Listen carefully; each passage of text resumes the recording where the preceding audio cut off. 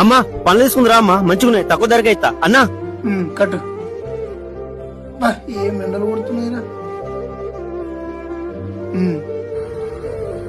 ఇది ఎట్లున్నది? ఎప్ప నీకైనా తీసుకుంటా. ఏది మంచిదే ఇచ్చిన పుల్లా ఉన్నది.